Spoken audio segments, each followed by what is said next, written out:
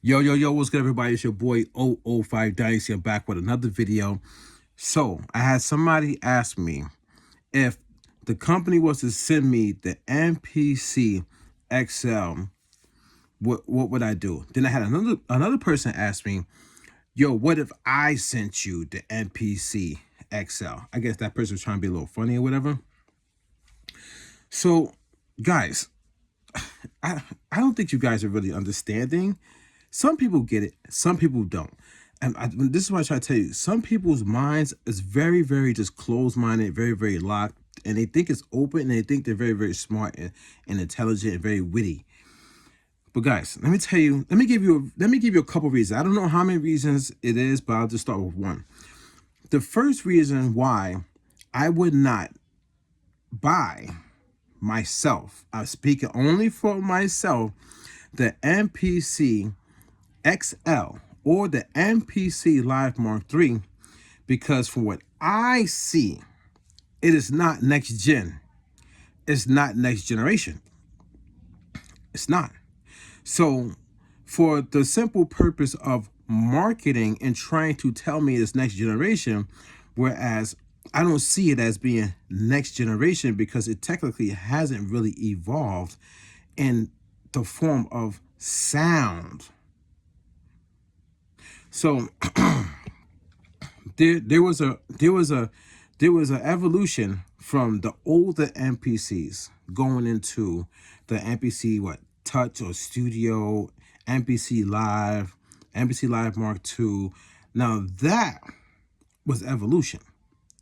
That was changing the game. That was next generation. And you want to know how I know that was next generation? Because I am just like you guys and girls. I get excited about things. I do, even though it might seem like I don't. But I can tell you this much. When I was sitting in my living room, and I wasn't even thinking about music, guys. I wasn't thinking about no music. You know, I had Legend would come over a couple times, and you can see that there's pictures. I have pictures where he'll come over, and then he'd be like, yo, we'll be talking. I'm like, oh, I did like a little beat. You want to hear it? And it was on FL Studio.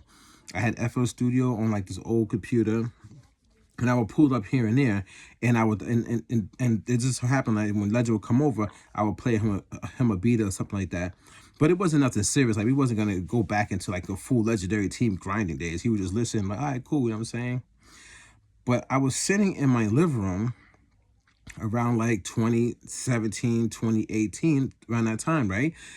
And I literally saw an advertisement for the MPC Live Mk1. And I immediately, my eyes went, and my heart was like, and I was so excited from what I was seeing, okay? And it looked amazing. I'm talking about the form factor of it. It was very, very nice and compact, but still portable. It had a resemblance of the older MPCs, but not. So it had this like revolutionizing like look, like, oh, it's new. They elevated the game. They stepped up. Oh my God, that type of thing. And I immediately turned to my girl. I'm like, yo, I gotta get that.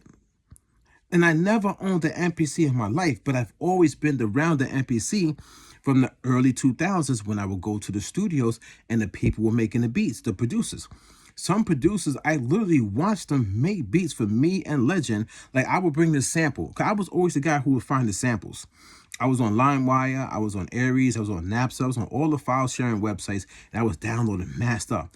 Or I was playing, we were watching movies, and I hear something on the movie, on a DVD or on a VHS tape. I'm like, yo, I heard this, I got the sample. Can I bring it to you, chop it up? I would bring the sample to the studios and they would chop it up. This was before I was a musical producer, before I had a computer and I had Fruity Loops at the time. Before it turned into FL Studio, I had Fruity Loops well before that even came about. This is when Legend was on his grind in the early 90s. Okay, so I would bring the samples to the studio and the producer would chop it up right then and there, and it would sound crazy. I'm talking about it was just not, those studios was knocking with those old school MPCs, man. I ain't gonna hold you, man. The drums hit, man. I barely even saw them doing a lot of processing. I saw them bring in a sample, they do a little spinny jog wheel thing, and they moving and they chopping, they doing stuff, and next you know, they got the loop going, and next you know, they hit it with the drums. And if for some reason, how come every producer back in the days, drums just hit? I'm talking about they just hit hard. It doesn't matter if I was at Biz Beats Studios, like Biz Beats, or I was at For Life. His real name is Cahill, but they call him For Life. I was at his studio, or I was at One Touch Studio. All these different studios I would go to, all they drums hit, son. Their snares hit, their hi-hats hit. Now you go to a studio or you hear people on the internet and they don't hit, man. It's not punching through. So anyway, so now bring it back to the current generation. That was revolutionary for me. That was next gen. That was next gen. The way that you could touch this big old screen, was it like a 7-inch screen or 6 point something inch screen, and you can move on the screen so you could move faster. That to me was next gen. And you could still get samples in and out and stuff like that. So now, guys, have I gotten excited about another MPC since the MPC Live Mk1? It's been a few years, a little bit more than a few years now, guys. Don't you think just me being a fan of music and wanting to stay up with the times and the sound quality and with all the knowledge that I have acquired since 2020 going into 2026, remember those first 2 years with me having an MPC, I didn't really do nothing with it because it was a struggle for me to go from FL Studio, which first was Fruity Loops, to the MPCs. I struggled. That's how I got online and started to see these content creators and watching their little tutorials and stuff like that. And then I was like, I ain't dealing with them because they're all about dealing with product. And then I started to dive into this MPC and I learned it. What MPC has really, really revolutionized and elevated the game? None of them, man. You could lie to yourself all you want. You cannot say those MPC E-pads, emotion pad, whatever they call, is revolutionizing the game. That's not to me. Those pads don't revolutionize the game, guys. It doesn't do it for me. It's literally taking the same function and just moving it to the corner of the pad, but I could just do it on my screen in the MPC Live Mk1. That's not, no. To me, revolutionizing the game would have been something that I don't even know what to do. You know what I'm saying? Because you got to do it. You have to. That's like me with Ghostwave. A lot of people ask me now, because I keep shouting out Ghostwave. They're like, what's Ghostwave? What's Ghostwave? I don't really hear. Like, show me. So Ghostwave, the tracks that are on the internet right now, they're the first iteration of Ghostwave when I was creating it. Ghostwave has evolved into his full form now, and I haven't released those tracks yet because I'm trying to get the full-fledged album done. So when I put the Ghostwave, like the official, like this is the genre album out, you'll have it, and it's going to come along with tutorials on how to do it step by step. So that's what I'm working on, guys. But also I got to take care of my family. I got to go to work. I don't say I'm doing it all by myself. And say shout out to the community manager, Mr. Mooch. He's helping me on YouTube and stuff like that. But besides that, I'm dolo. I'm doing all my articles. I'm fixing my website. I got a lot of coding errors on my website. I got to fix, like JavaScript, HTML, CSS. Then I got to go worry about graphic design. Then I got to go worry about my video editing. Like, it's a lot of stuff. But anyway, the genre Ghostwave, right? It's a very evolving genre. I basically took what I saw was the positives from hip hop and the flaws from hip hop, and I pulled the flaws out, and I only kept the positive from what I deemed to be positive. So this is my perspective. You know what I'm saying? Then also with cinematic music, I took what was positive and what I deemed to be, you know what I'm saying, holding cinematic music back and keeping it in just only in that realm. And then along with like my passion for just music, I put together this style of music that floats like a ghost, and it keeps evolving and it keeps going up and down. It's literally like ghost. It's crazy. It's airy. It's crazy. So it's a lot of mixing involved too.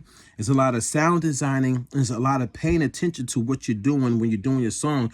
It's not just get a melody, loop up the melody, get some drums, get a snare, hi-hat, and start playing around with that. And it's not that. It's a little bit more in depth. So if in all reality, it's a hard genre. It's going to be hard for people to make until they get used to it. It's going to take a little bit longer to make their songs, but it's going to be different, and it's going to evolve music to a new level that it hasn't been reached yet, because the way that these tracks move, and plus the way the vocals ride over it. Yeah, so it's not just instrumentals, it's vocals that sink into it and help the song go. So it's a combination of things. You know what I'm saying? So the first iterations are online right now. The second iteration, like the core foundation of it, the core embodiment of it, will be out in 2026. Trust me. So that's inspiration. I inspired myself to evolve music. I literally inspired myself to evolve music to a new genre. Now, when you look at these new systems, they're not even giving somebody an upgrade on RAM and processor, like the 8-core processor. That I could go to a store, no matter if it's high in price now. It was so high in price, it don't matter. I could still spend money and just buy processors. I could buy, you know what I'm saying? I could buy that. That's nothing. That's easy. That don't make any sense. Just because you stick it into a box and you say, oh, if you touch that, you mess up your warranty and stuff like that. You know what I'm saying? Like, you force people to stay locked into whatever you put into those boxes. And if they modify it, then they on their own after that. That don't make it revolutionary. That just mean like you just only going to give people what you think they need and keep them locked into that. Whereas if you get a PC, you can keep elevating that thing forever, never even have to change the case if you really think about it. So you're talking about the RAM, you're talking about the cores, like the processor that's in there, and you're talking about the pads. Whereas I literally can do the same hi-hat roll that when you slide your little finger up to the corner of the pad, I could literally do that with the MPC Live Mk1. So how did that didn't change the game. That just changed the way you just moved on that plastic body, the plastic frame. That's not evolution, guys. You know what I'm saying? That's not. So what else? Oh, and they changed the frame. They keep changing the form factor. They put a keyboard on it, or they'll shorten it to like a little mini box. And then you got to plug it into the wall. Like, they're thinking of these little different form factors, or they change the color, retro color, or a red color. What has this machine really done from the MPC Live Mk1 all the way to the MPC X and the MPC XL, right? What has the machine really done to be revolutionized, like change the game, guys? Think about it. That you have the same software from the MPC all the way to the XL, the MPC XL. It's the same software. Literally everybody can have the same 3-point whatever update that's out right now.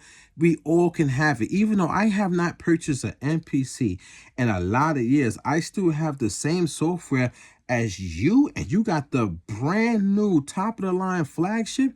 Make it make sense. So why would I need to buy or have somebody send me and give me an MPC XL when I have the same firmware software and I know how to use my device, even if it's limited on RAM, even if it's limited on like the core processing, even if it's limited where I can't stack 30 plugins or whatever. When MPCs originally wasn't even designed for that in the first place. I'm actually using the MPC in the way that it was originally intended. So I don't really understand the logic behind people trying to say this is groundbreaking and this is what you should be worried about getting, or you shouldn't tell people not to get. Guys, man, you got to understand something here. The game is rigged to make you mentally not see the truth ever. That's the game. Their truth, these companies' truth, is not the truth. It's a manipulation type of a truth. They're keeping you in this. Oh man, guys, you ever watch this show? It's called The 100, and like in the beginning of that show, The 100, like I forget which seasons, there was this machine that destroyed the world or whatever, and the machine was trying to get people to put their brains in live forever in the machine, and digitally, like these people got your minds like wrapped up in this digital world that you fight for them too. You defend the company like you're supposed to, because your feelings are attached to this valuable piece of hardware that you spent your money on, and you have to defend your workflow in the way that you're trying to make money off it yourself. You're trying to make money. You're trying to make your money back by using this machine instead of using it for real music production. You're using it for YouTube content creation, which is what? Is that what the MPCs are built for? YouTube content creation? I don't think so. I mean, what are you guys doing? So why would I want to try? Why do I need to worry about the next form factor, but it's not really revolutionizing the game and elevating? None of these machines in the past X amount of years, since 2017, 2016, 2017, 2018, has gotten me excited to say, I gotta go get it. Even with the skins, the retro skin. You guys get so caught up. It's a new skin. It reminds me of the retro. But why didn't you tell the company, don't skin it like the retro, make it sound like the retro? This your boy 005 Dynasty. Don't forget to Google me. Damn, that was good. Damn, that was good. Don't skin it. Don't put makeup over it like it's the retro. Make it sound like the retro. Really revolutionize the game. Change the game. Give us something that's really going to elevate the sound. Damn, that was good. This is your boy 005 Dynasty. Don't forget to Google me.